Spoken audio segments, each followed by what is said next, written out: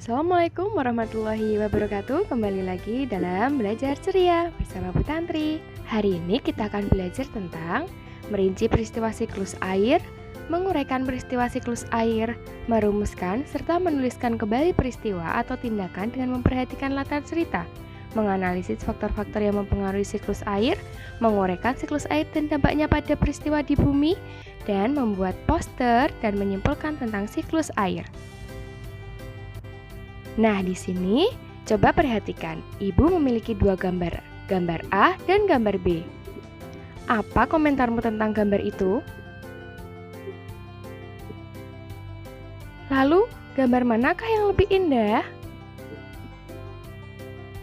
Ya, sekarang sebutkan langkah-langkah untuk menjaga lingkungan sekolah dan rumahmu. Betul sekali. Perubahan lingkungan terjadi karena faktor alam dan kegiatan manusia. Ada perubahan yang menguntungkan, tetapi ada pula perubahan yang merugikan. Apa sajakah itu? Coba siapa yang tahu? Ya, kalian memang hebat. Sekarang, Ibu memiliki sebuah cerita yang berjudul Siklus Air Tanah. Coba salah satu dari kalian membacakan bacaan ini untuk teman-teman ya.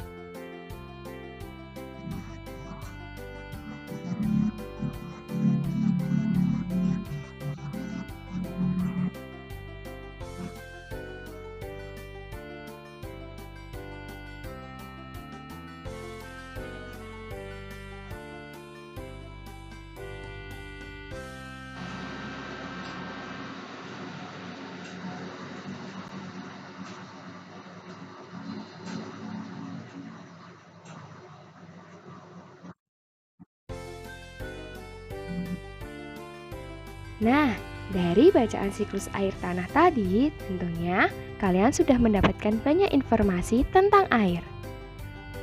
Sekarang, mari kita simak dari mana asal air. Siklus air adalah proses perputaran air yang terjadi secara terus-menerus dari permukaan bumi ke atmosfer dan kembali lagi ke permukaan bumi. Tahapan siklus air yang bermanfaat bagi makhluk hidup adalah hujan. Hujan mengakibatkan tersedianya air di permukaan bumi yang nantinya akan dimanfaatkan oleh makhluk hidup. Berikut ini adalah contoh-contoh pemanfaatan air oleh makhluk hidup. Yang pertama, air hujan yang meresap ke dalam tanah akan disimpan sebagai cadangan air bagi makhluk hidup. Yang kedua, air mengalir dan memenuhi sungai-sungai dan danau yang berguna untuk aktivitas makhluk hidup. Yang ketiga, air di dalam tanah akan diserap oleh tumbuhan untuk proses fotosintesis. Dan yang keempat, air menjaga kelembapan, suhu, dan iklim di bumi. Terjadinya siklus air. Siklus air memiliki beberapa tahapan, yaitu penguapan atau evaporasi, penggembunan atau kondensasi, dan hujan atau presipitasi. Perhatikan penjelasan siklus air berikut ini. Mengapa air selalu tersedia di bumi? Ini karena air mengalami siklus hidrologi. Tahukah kalian apa itu siklus hidrologi dan bagaimana prosesnya?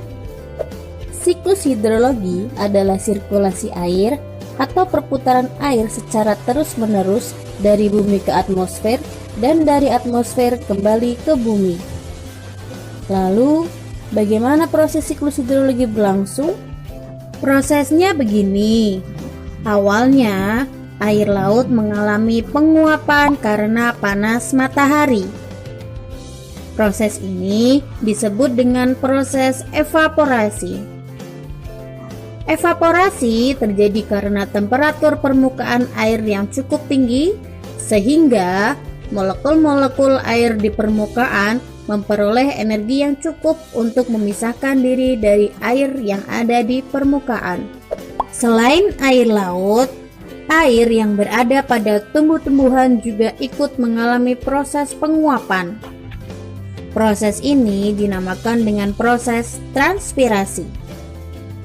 Air yang berada pada tumbuh-tumbuhan ini berasal dari air tanah yang diserap oleh akar tumbuhan yang kemudian dialirkan melalui batang tumbuhan sampai ke permukaan daun dan menguap menuju atmosfer.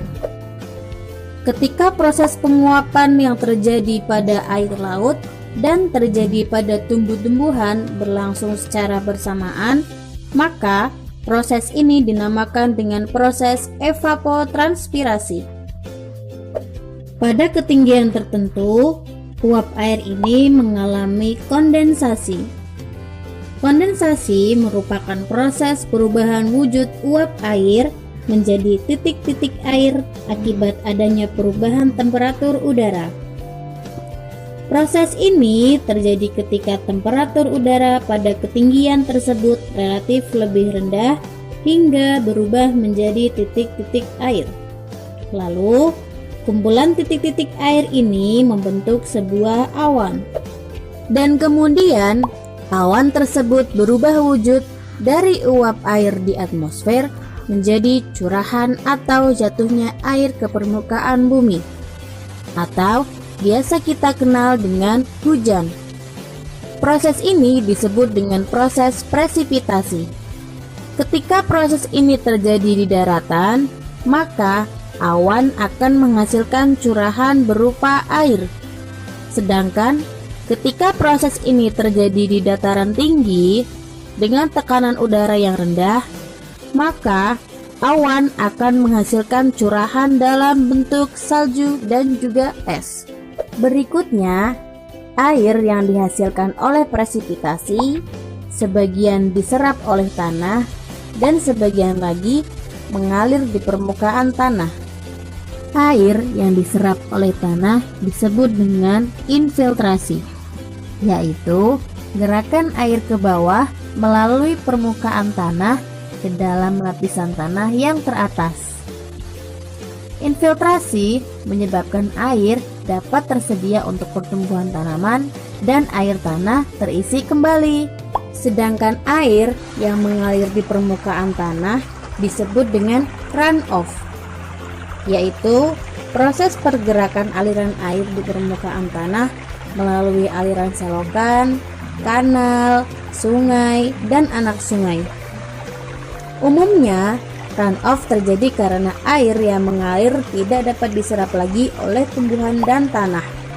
Air yang mengalir melalui aliran permukaan itu pun menuju ke laut. Siklus ini terjadi berulang-ulang. Makanya, air terus tersedia di bumi. Keberadaan air di permukaan bumi. Adanya siklus air mempengaruhi peristiwa di bumi dan kelangsungan hidup makhluk hidup. Siklus air menyediakan air yang dibutuhkan oleh makhluk hidup. Hujan turun membasahi permukaan bumi. Di daratan, air hujan dapat langsung mengalir ke sungai atau danau dan ada juga yang diserap oleh tanah. Proses penyerapan air ke dalam tanah dinamakan infiltrasi. Sungai merupakan sumber air yang banyak dimanfaatkan oleh makhluk hidup. Sungai terbentang dari hulu hingga hilir. Hulu merupakan bagian awal terbentuknya sungai, sedangkan hilir merupakan bagian akhir sungai yang terletak berdekatan dengan laut. Sungai mendapatkan air dari mata air, aliran air dalam tanah, dan aktivitas masyarakat. Sungai dimanfaatkan oleh manusia untuk berbagai aktivitas seperti olahraga, sarana transportasi, irigasi sawah, aktivitas rumah tangga, dan lain sebagainya. Pada hari yang terik, panas matahari mengakibatkan air sungai menguap. Hal ini berdampak pada berkurangnya persediaan air sungai, terlebih saat musim kemarau. Jumlah air yang menguap jauh lebih banyak sehingga mengakibatkan beberapa daratan mengalami kekeringan. Oleh karena itu, kita harus menghemat persediaan air. Bagaimana? Apa kalian sudah mengerti kenapa air selalu ada di muka bumi? Iya, karena air mengalami siklus atau daur. Siklus air adalah perubahan yang terjadi pada air secara berulang dalam satu pola tertentu.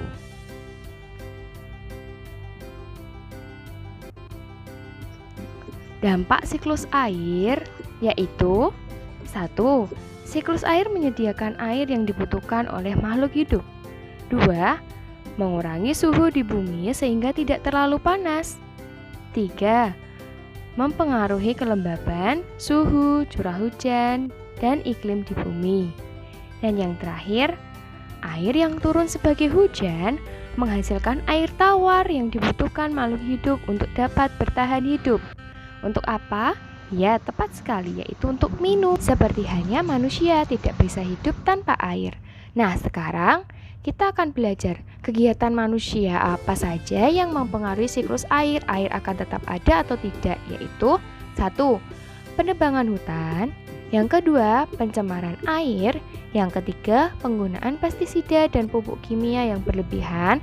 Keempat, pembuangan gas-gas beracun. Dan yang terakhir, pembangunan daerah perkotaan.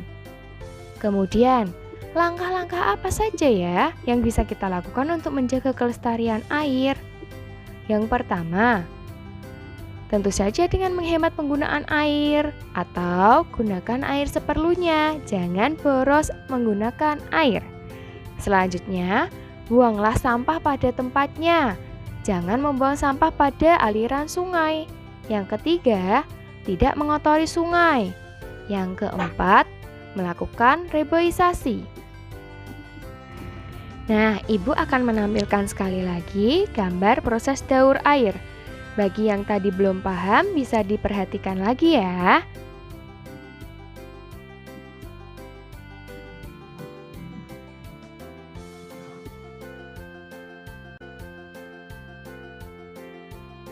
Kegiatan kita selanjutnya adalah berkelompok dan juga mengerjakan LKPD atau yang biasa kita sebut dengan discuss time. Perhatikan petunjuk dan arahan dari Bu Guru ya.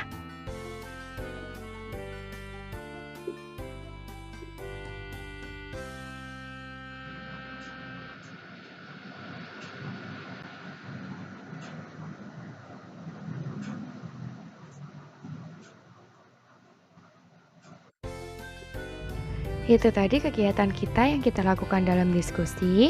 Sekarang, Ibu memiliki contoh sebuah poster tentang daun air. Ini adalah contoh untuk kalian mengerjakan tugas yang akan kalian kerjakan di rumah dengan bimbingan orang tua kalian masing-masing. Selamat mengerjakan.